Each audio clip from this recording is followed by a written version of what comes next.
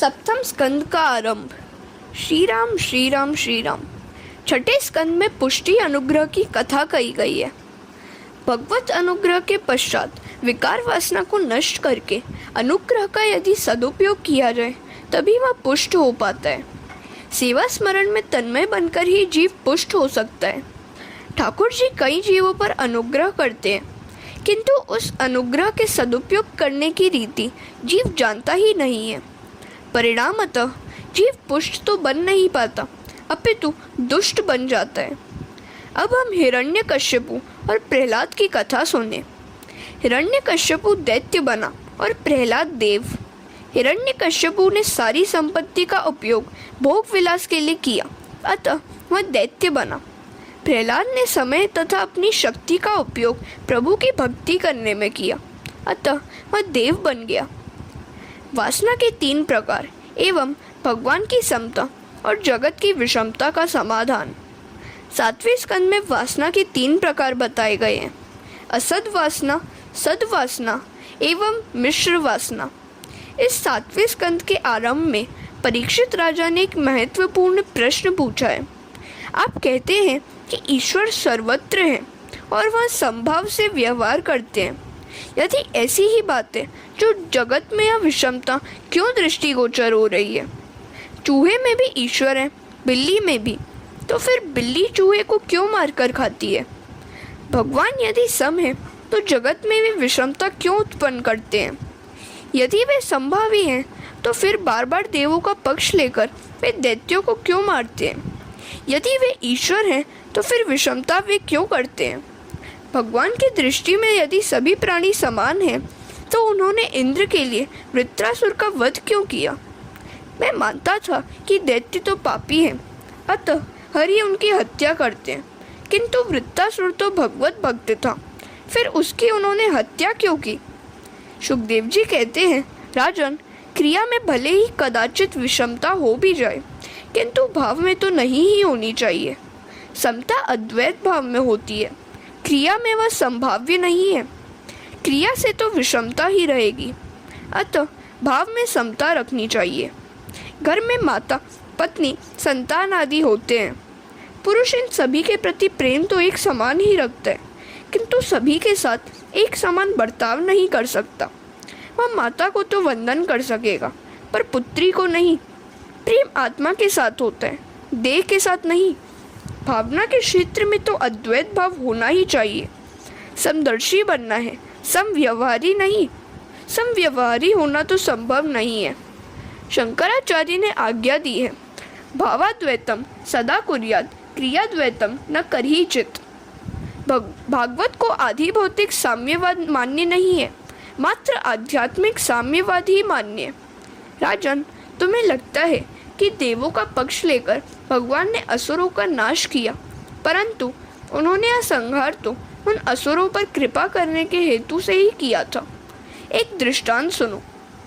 एक चोर चोरी करने के हेतु घर से निकला, किंतु मार्ग में ठोकर लगने के कारण वह गिर पड़ा और उसका एक पाँव टूट गया।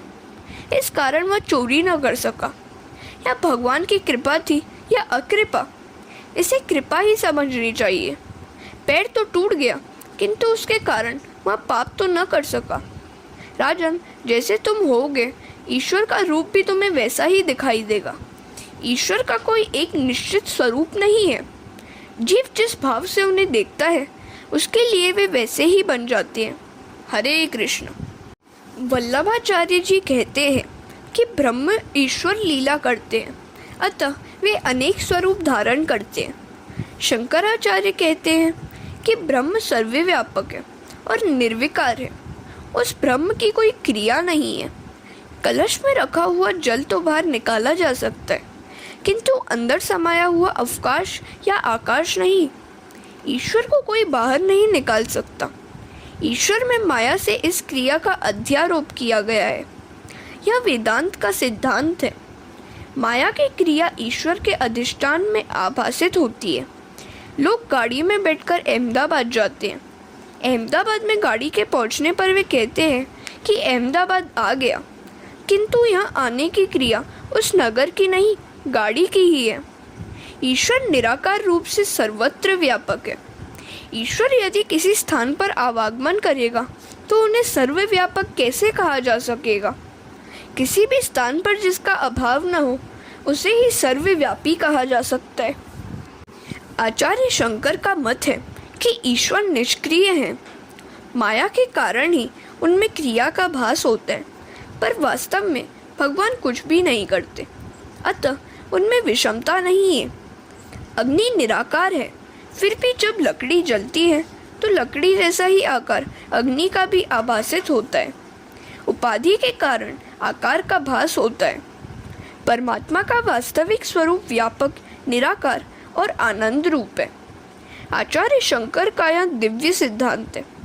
महाप्रभु जी का सिद्धांत भी दिव्य है। वैष्णव मानते हैं कि ईश्वर की अक्रियात्मकता की बात बराबर हो। ईश्वर क्रिया तो नहीं कर सकते किंतु लीला करते हैं। ईश्वर निष्क्रिय है, यह बात सच है, किंतु यह भी उतना ही सच है कि वे लीला करते हैं। जिस क्रिया में क्रिया का अभिमान नहीं होता वही लीला है। ईश्वर स्वेच्छा से लीला करते हैं। मैं करता हूँ ऐसी भावना के बिना निष्काम भाव से जो क्रिया की जाए वही लीला है। केवल अन्य को सुखी करने की भावना से जो क्रिया की जाए वही लीला है। कृष्ण का कार्य लीला है। ईश्वर को सुख की इच्छा नहीं है। कन्हैया चोरी तो करता है किंतु औरों की भलाई के लिए ही। क्रिया बंधन कारक है, लीला मुक्तिदायक है। जीव जो कुछ करता है वह क्रिया ही है, क्योंकि उसकी हर क्रिया के पीछे स्वार्थ, वासना और अभिमान होते हैं। दोनों सिद्धांत सत्य हैं। ईश्वर निराकार, निर्विकल्प और माया क्रिया करती है। यह सिद्धांत भी दिव्य है। ईश्वर कुछ भी नहीं करते किंतु उनमें क्रिया का अध्यारोप किया जाता है। माया के कारण ईश्वर के व्यवहार में विषमता का भास होता है। ईश्वर परिपूर्ण सम है, परमात्मा सम है और जगत विषम। समता ईश्वर की है, विषमता माया की है। यूँ तो ईश्वर सम है किंतु माया के कारण उसमें विषमता दिखाई देती है। ईश्वर के अधिष्ठान में माया क्रिया करती है, अतः माया जो भी क्रिया करती है उसका अध्यारोप ईश्वर पर भी किया जाता है। दीपक स्वयं तो कुछ नहीं करता किंतु उसकी अनुपस्थिति में भी कुछ नहीं किया जा सकता। भगवान दैत्य को मारते नहीं, ताड़ते हैं, उद्धार करते हैं। विषमता क्रिया में है, भाव में नहीं। भगवान दैत्यों को मारते हैं किंतु उनके प्रहार में भी प्रेम भरा हुआ होता है। सत्वगुण, रजोगुण और तमोगुण प्रकृति के हैं, आत्मा के नहीं। जीवन के उपभोग के लिए शरीर सर्जन की इच्छा जब भगवान करते हैं तो रजोगुण के बल में वृद्धि करते हैं। जीवों के पालन के हेतु वे सत्वगुण के बल में और संहारार्थ तमोगुण के बल में वृद्धि करते हैं। राजन, जो प्रश्न आपने मुझसे पूछा वही प्रश्न आपके पितामह ने नारद जी से पूछा था। राजसूय यज्ञ में प्रथम श्री कृष्ण की पूजा की, जो शिशुपाल को मान्य नहीं हुई, अतः वह भगवान की निंदा करने लगा। वैसे तो भगवान लंबे अरसे तक निंदा सहते रहे, किंतु अंत में उन्होंने सुदर्शन चक्र से शिशुपाल का मस्तक उड़ा दिया। उसके शरीर में से बाहर आया हुआ आत्म तेज द्वारिकाधीश में विलीन हो गया और शिशुपाल को मुक्ति मिली। हरे कृष्ण। नारद जी युधिष्ठिर संवाद। इस प्रसंग को देखकर युधिष्ठिर को आश्चर्य हुआ। उन्होंने नारद जी से पूछा, भगवान से शत्रुत्व होने पर भी शिशुपाल को सद्गति क्यों प्राप्त हुई? उसने भगवान को गालियां दी, फिर भी वह नरकवासी क्यों न हुआ? ऐसी सायुज्य गति उसे क्यों मिली? भगवान से द्वेष करने वाले शिशुपाल और दंतवक्त्र नरकवासी होने चाहिए थे, तो ऐसी उल्टी बात क्यों हो गई?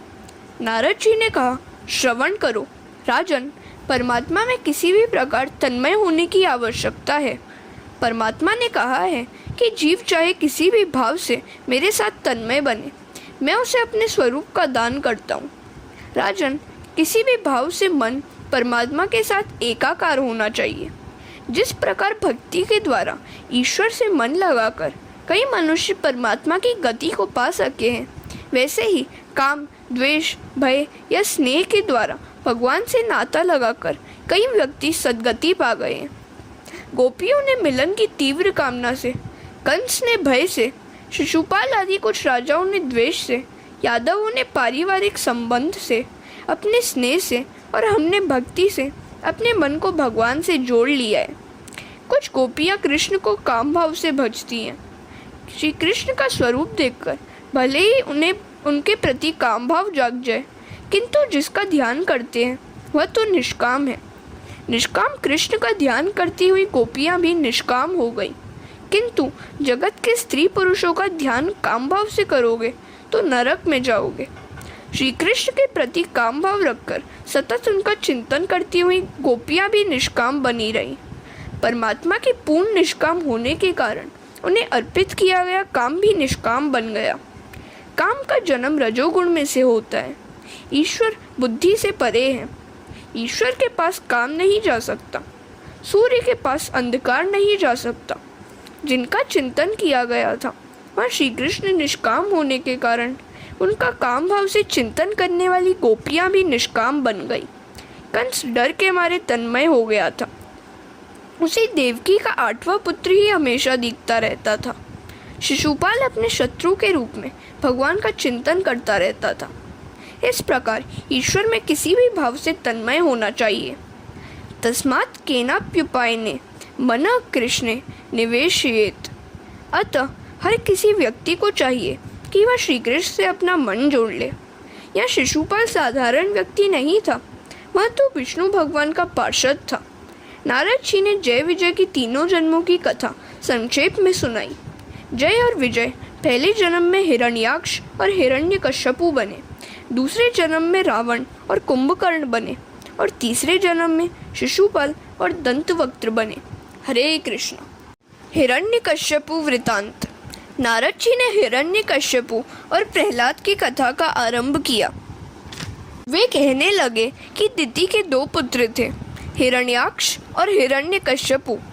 वराह भगवान ने हिरण्याक्ष का वध किया था।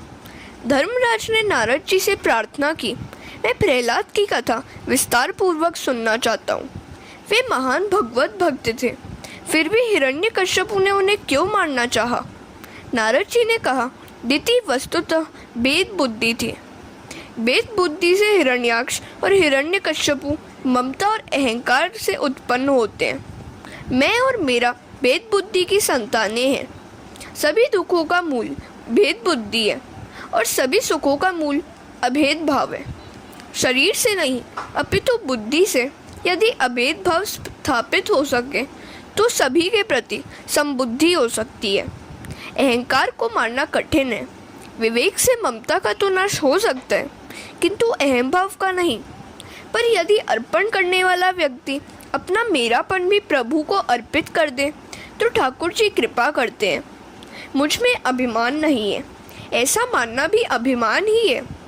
हिरण्यकश्यपु अहंकार का रूप है।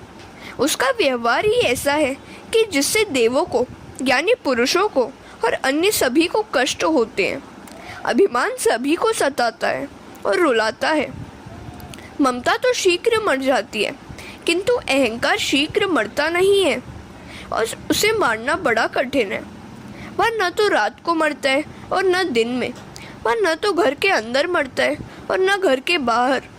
वह घर के बाहर भी होता है और अंदर भी। वह न तो शस्त्र से मरता है और न अस्त्र से। उसे मध्य स्थान में ही मारना पड़ता है। मनुष्य यदि अहंकार को नष्ट कर दे तो वह ईश्वर से दूर नहीं रहेगा। अभिमान अंदर ही समाया हुआ रहता है। मनुष्यों को दुख देने वाला यही है। इस अहंकार को मारना है। वह दरवाजे की दहली पर ही मरेगा। राम कथा में कहा गया है कि हर 2 गोपियों के बीच में साथ में श्री कृष्ण हैं। इसी प्रकार यदि तुम 2 वृत्तियों के बीच में श्री कृष्ण को रखोगे तो तुम्हारे अहंकार का नाश होगा। एक संकल्प के समाप्त होने तथा दूसरी वृत्ति के उत्पन्न होने के पहले यदि श्री कृष्ण को रखोगे तो तुम्हारे अहंकार का नाश होगा। प्रत्येक इंद्रिय का मिलन जब तक परमात्मा के साथ नहीं हो पाता तब तक अहंकार बना ही रहता है।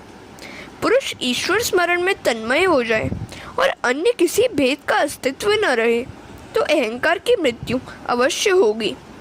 ज्ञान सुलभ है, किंतु जब तक अहम और ममता नष्ट न हो पाए तब तक ज्ञान शोभा नहीं देता। हिरण्यकश्यपु ज्ञानी तो था, किंतु उसका ज्ञान अहम भाव और ममता से भरा हुआ था। अपने भाई की मृत्यु के अवसर पर भी उसने ब्रह्मोपदेश किया। जो औरों को उपदेश दे और स्वयं उसे अपने जीवन में न उतारे वह असुर है। हिरण्यकश्यपु अन्य मानवों को तो ज्ञानोपदेश देता था, किंतु स्वयं वह सोचता था कि अपने भाई के हत्यारे से मैं कैसे बदला लूं। एक गृहस्थ के पुत्र की मृत्यु हो गई तो किसी साधु ने उस समय उपदेश दिया कि यह संसार तो मिथ्या है। कुछ दिनों के पश्चात उसी साधु की एक भैंस मर गई तो वह रोने लगा। न जाने इस समय उसका ज्ञान कहाँ हवा हो गया। उस गृहस्थ ने वहां आकर साधु से पूछा कि आप क्यों रो रहे हैं। साधु ने कहा कि वह पुत्र तो तेरा था, अतः मैंने तुझे उपदेश दिया, किंतु यह भैंस तो मेरी ही थी, अतः मैं रो रहा था।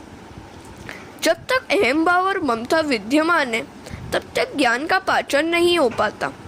भक्ति से रहित ज्ञान शाब्दिक ही रह जाता है, अतः उस ज्ञान से जीव को कोई लाभ नहीं होता। वैराग्य और भक्ति के अभाव में ज्ञान का अनुभव नहीं हो पाता। कोई व्यक्ति बातें तो वेदांत और ब्रह्म ज्ञान की करे, किंतु प्रेम सांसारिक विषयों के साथ करे तो समझो कि वह दैत्य ही है, वह दैत्य वंश का है। हरे कृष्ण। हिरण्याक्ष की मृत्यु का समाचार सुनकर हिरण्यकश्यपु ने कहा कि मैं अपने भाई के हत्यारे विष्णु से युद्ध करूंगा। उसने माता दिति को कई प्रकार के उपदेश वचन सुनाकर संतुष्ट किया।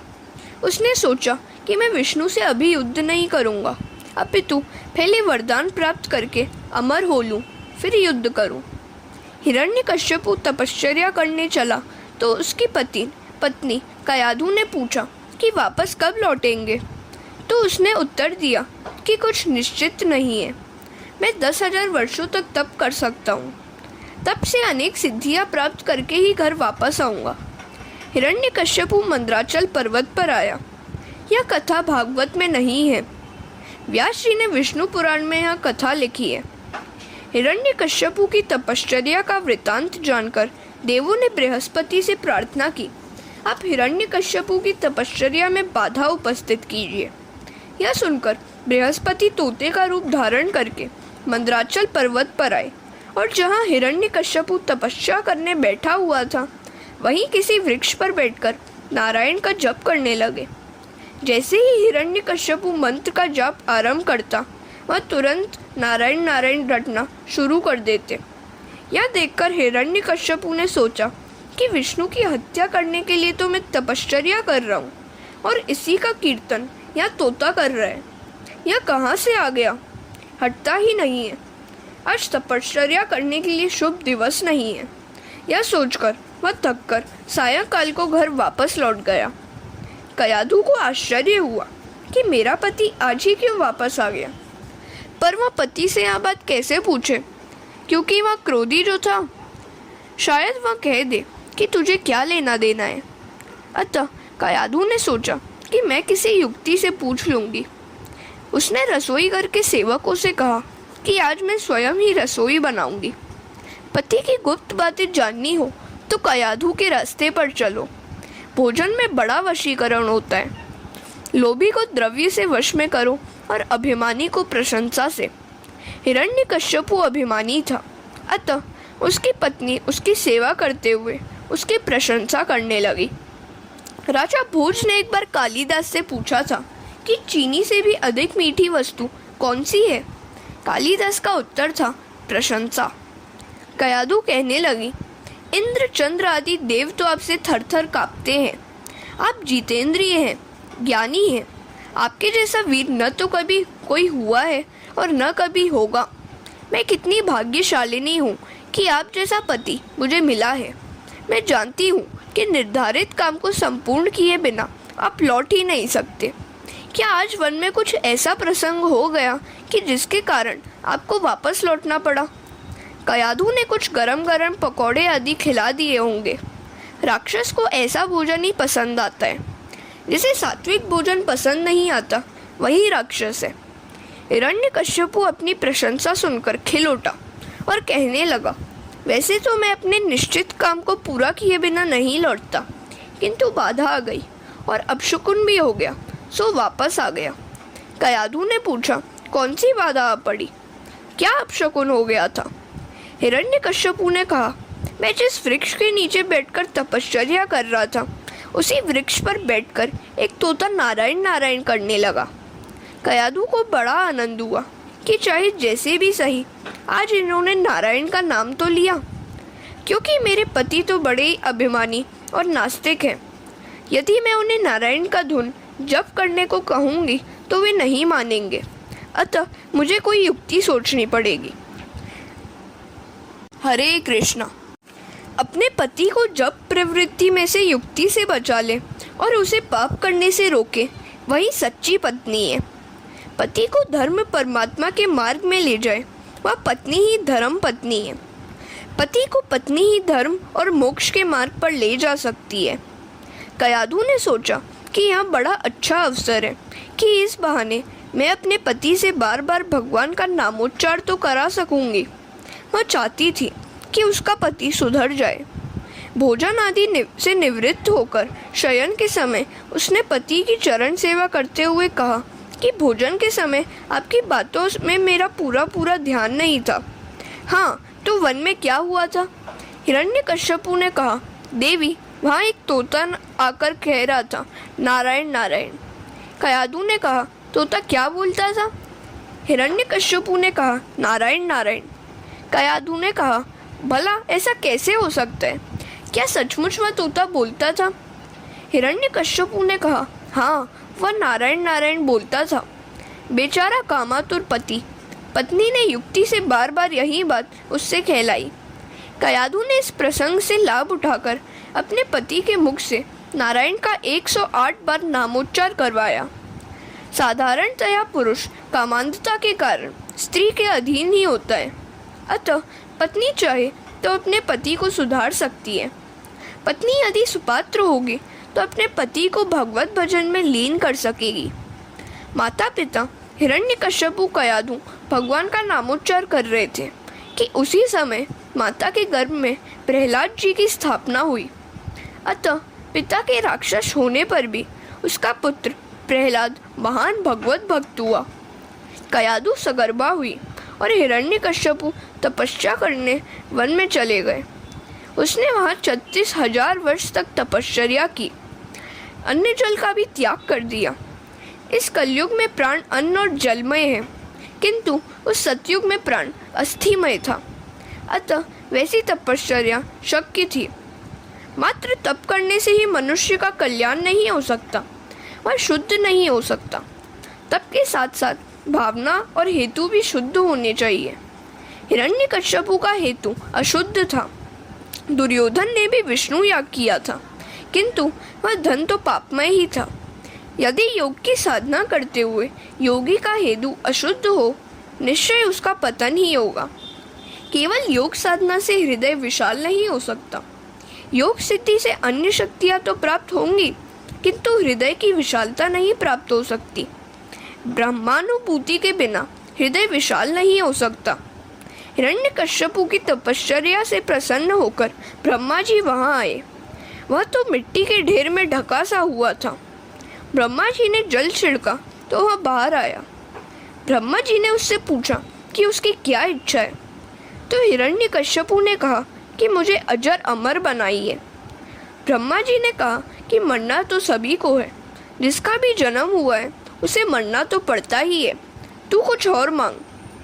हिरण्यकश्यपु ने कहा, मुझे तो अमर का ही वरदान चाहिए, अतः मुझे ऐसा वर दे कि मैं न तो दिन में मरूं और न तो रात में, न जड़ से मरूं न चेतन से, न तो मैं अस्त्र से मरूं और न शस्त्र से। ब्रह्मा जी ने सोचा कि चूंकि इसने कठिन तपश्चर्या की है, सो वर तो देना ही पड़ेगा। उन्होंने उसे अमरत्व का वर दे दिया। अब हिरण्यकश्यपु इतना शक्तिशाली हो गया कि उससे सभी देव पराभूत हो गए। देवों ने दुख के मारे प्रभु से प्रार्थना की। भगवान ने कहा कि जब भी मेरे प्रिय वैष्णव व्यथित होते हैं, मैं अवतार लेता हूँ। यदि पापी दुखी होता हो तो भगवान उसकी अपेक्षा कर भी देंगे और अवतार नहीं भी लेंगे, पर वे अपने भक्तों की उपेक्षा कभी नहीं कर सकते। भक्तों पर विपत्ति आने पर उन्हें अवतार लेना ही पड़ता है।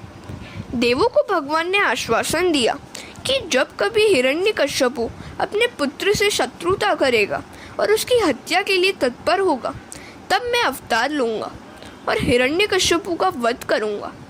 हरे कृष्ण। कयाधु के गर्भ से प्रहलाद का जन्म हुआ और वह दिनों दिन बड़ा होने लगा। सभी को इससे आनंद यानी प्रहलाद मिलता था, अतः उसका नाम प्रहलाद रखा गया। दैत्यों के गुरु थे शुक्राचार्य। उनके षंड और अमर्क नामक 2 पुत्र थे। जब प्रहलाद 5 वर्ष के हुए तो हिरण्यकश्यपु ने षंडामर्क को बुलाकर उनसे कहा कि मेरे इस पुत्र को राजनीति की शिक्षा दो। सुखदेव जी वर्णन करते हैं, राजन, वैसे तो षंडामर्क प्रहलाद जी को राजनीति पढ़ाते थे, किंतु प्रहलाद तो गर्भवास के समय से ही भक्ति के रंग से रंगे हुए थे। प्रहलाद को भगवान वासुदेव से स्वाभाविक प्रीति थी। श्री कृष्ण के अनुग्रह रूप विग्रह ने उनका हृदय इस प्रकार आकर्षित कर लिया था कि उन्हें जगत से कुछ भी लगाव नहीं रह गया था। वैसे तो भक्ति का रंग शीघ्र लगता नहीं है, पर जब एक बार लग जाता है तो फिर सांसारिक प्रवृत्तियों के प्रति वैराग्य हो जाता है। मीराबाई ने कहा है कि मेरे कृष्ण का रंग श्याम है और श्याम रंग पर किसी और रंग का प्रभाव नहीं पड़ता।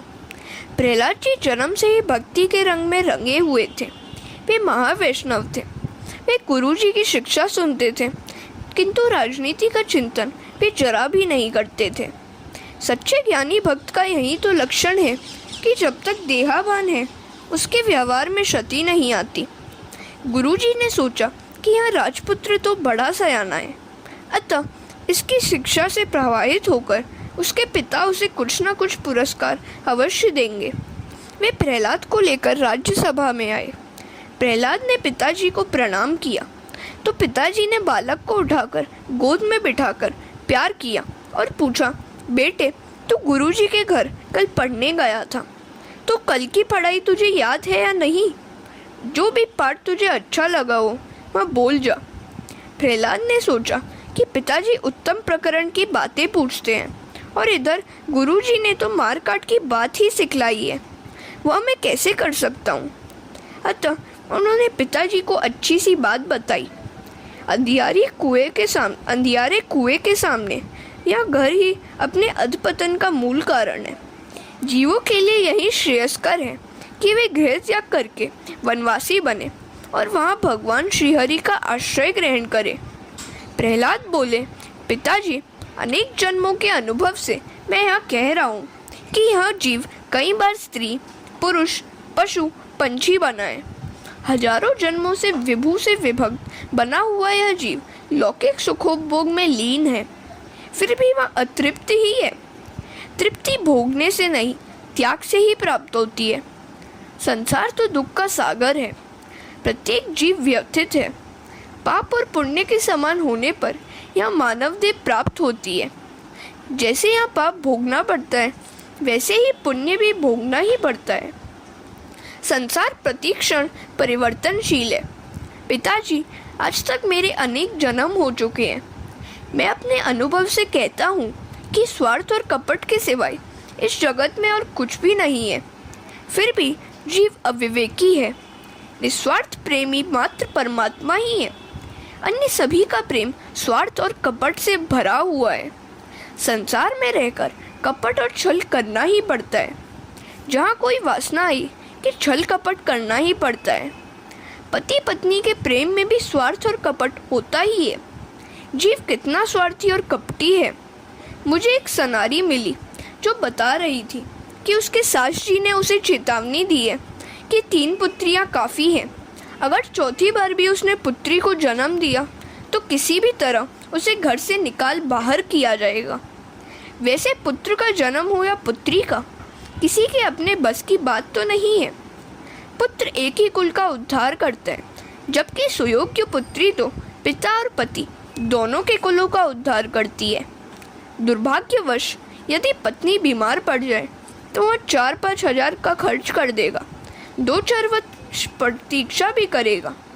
फिर भी उसकी बीमारी ठीक ना हो पाए तो वह ठाकुर जी की मनौती रखेगा कि इसका कुछ हो जाए तो अच्छा है। उसके कुछ हो जाने का मतलब है मर जाना।